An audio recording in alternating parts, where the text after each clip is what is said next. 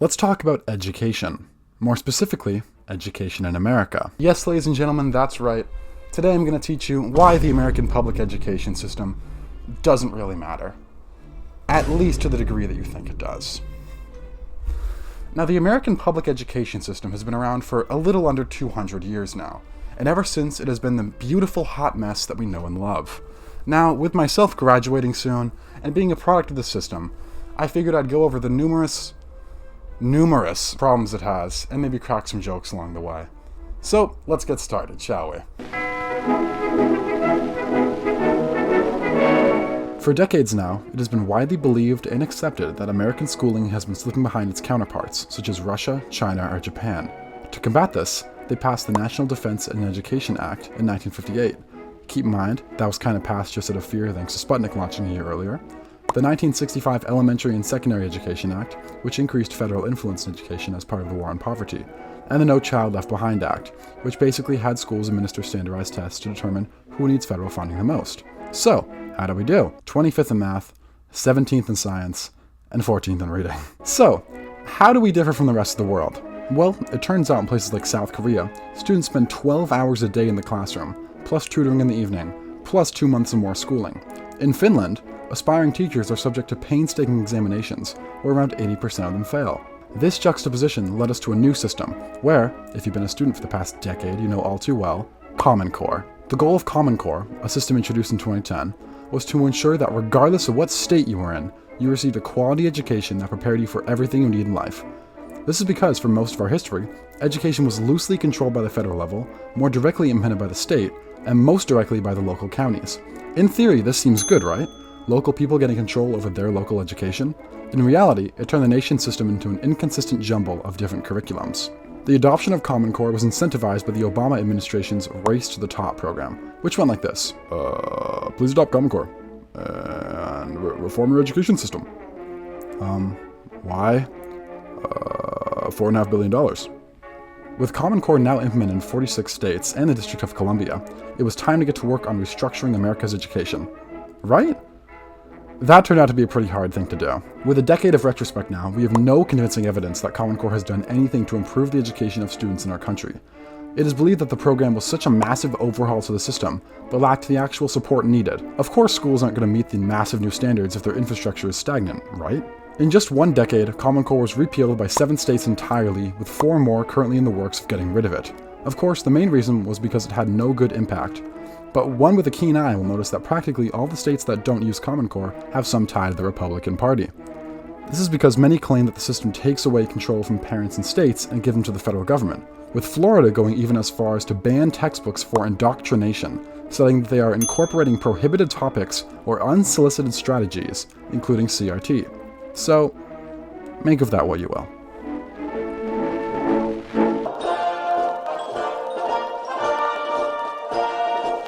Now, as I write this, the institution of affirmative action in education is currently on the chopping block of a conservative Supreme Court in Students for Fair Admissions Incorporated versus the University of North Carolina.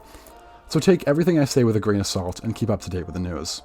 In 2003, 2 Supreme Court cases ruled that schools were allowed to take race into consideration when going through applicants, but strict systems that granted a number of points based on race were flat out unconstitutional. This generates a lot of controversy. Some say that it overrepresents immigrant groups, most notably at traditional black colleges historically made up of the descendants of slaves. Others say that it puts people like Asian Americans at a disadvantage since they need to work tremendously harder solely thanks to their race. Whether you support this or not is up to you, but it is just one of many hot-button issues in our education system today. The thing that sets American schools apart from the rest of the world is how they make their money. Instead of receiving their funding from direct federal government, nearly half their money comes from the state itself, and over a third directly from property taxes in the district it's located. What this does essentially is that rich neighborhoods get far richer schools, and poorer neighborhoods get far poorer schools. It's entirely dictated by those house prices around them. This has had a pretty bad impact on schooling nationwide. Though the United States spends more per pupil than the most of the world, it still slumps in academic performance. While race used to divide Americans educationally, with whites being historically more capable of accessing better schooling, income is now the new divider, with children of the rich performing far better in elementary, secondary, and tertiary education. Other dividers may include While in the early 1900s, boys outperformed girls in education, now girls have taken the upper hand and have been outdoing boys for decades in schools nationwide. This can be pegged to a variety of reasons. Boys are typically more active and restless than girls, something not ideal for the classroom environment. They're also more prone to rely on physical aggression than girls. With those factors, the demands of the modern classroom are just harder for them to meet. Additionally, on average, girls are typically more motivated than boys to perform well, at least in elementary school. These psychological differences, paired with an antiquated system, lead girls to outperforming boys at all ages in all subjects. The gap is most notably between white, black, and Hispanic students. On average, black and Hispanic students receive lower grades, score lower on tests, drop out of high school more, and are less likely to enter college or complete it. There are believed to be many reasons for this, ranging from the belief of a wealth gap existing between blacks and whites ever since the institution of slavery was common, to the belief that students raised in single-parent households produce lower academic performance. Regardless of what you believe is the reason for this, what is for sure is that it's affecting the American education system in a negative way. The US of A is one of the few developed nations where corporal punishment is legal. And even more surprising is how it is legal in almost half the country. In fact, in 2014, a student was paddled every 30 seconds here. This punishment is pretty much solely spanking on the butt, and is allowed from kindergarten to 12th grade, which is hilarious because by the end of your senior year, you're literally a legal adult. Thankfully, this practice is basically retained to the southern United States, with 70% of all paddled students living in Mississippi, Texas, Alabama, Arkansas, and Georgia, and is now on the decline thanks to the teeny tiny little fact that it doesn't work.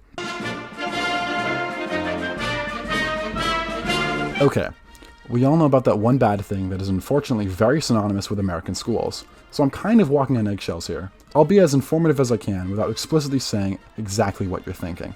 3/4 of all schools in the country have live security camera systems, and 93% have controlled access to the building. So yeah, modern American schools are more akin to a prison now than anything else. 95% of US schools have lockdown drills and procedures, and 92% are drilled in evacuation procedures. Though one might think it's a very good thing to have students prepared for the worst, one is quick to overlook the negative impacts these drills can have on students, especially young ones. Drilling students in something like this is effectively leading them to assume that it's a very real possibility, stoking fear and anxiety in them from an early age. Additionally, 42% of schools have a full-time resource officer on site, which is a euphemism for cop.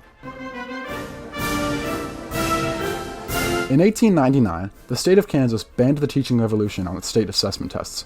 Oh wait, I'm sorry, am I reading that wrong? Oh, never mind, 1999! Scientists, of course, objected to this, but were met with many religious groups believing that evolution was merely a theory in the colloquial sense, and that creationism should be taught alongside it as an alternative viewpoint. Thankfully, in 2007, these measures were repealed. Now, sexual education is taught to nearly every student in the nation, for obvious reasons. But once again, nobody can exactly agree on what or when to teach them. Now, there are topics that everyone learns about, which are HIV, STDs, abstinence, implications of teenage pregnancy, and how to resist peer pressure. But then there are two main forms of teaching going forward, and they are comprehensive sex education, which focuses on the benefits of contraceptives and having safe sex, or abstinence-based education, which focuses on not having sex and avoiding it as long as possible. Whether you support these or not, I'll leave that to you. But thankfully, with 55% of teens having sex, 80% of them are using contraceptives. And with teen pregnancy rates at all-time lows, it's safe to say that something is clearly working. As we mentioned earlier, we spend more per student on education than most of the world. So why are we still slumped? There's a billion videos on the same topic, so I'm going to keep it short. But basically, schools have not changed in 150 years. The same system that lined 30 children up in neat rows to train them for factory work is exactly the same one we use today, and people from across the nation believe it is time for reform. Now, with all of that said, the real question is, does it really matter? Does the idea of a public education system matter? Is it important, and is it good for our students? Now, obviously, I'm a bit biased here, and I've had my fair share of experiences with the public education system, but it's obviously good. I'm not here to say that public education is bad by any means, and it's a necessary and integral part of a good society, but the reason you watched me rant and complain and all this junk about this education system that has so many flaws is because I feel like there's something it doesn't touch upon. We see things about textbooks being banned, about kids not being able to research and access certain topics, and it completely ignores this guy right here. This bad boy. I feel like everything important that I know, I've taught myself, from making videos to doing stuff like this, to publishing, to editing, to marketing, all of that I learned for myself. I've taught myself how to research, I taught myself how to write these things, and taught myself how to make good content. And I feel like for thousands of other people, it's the exact same. It's that the internet is something that is so integral and so new, I guess, that it completely bite-sides our entire education system. So is public education really that important? Yeah. No. I don't know.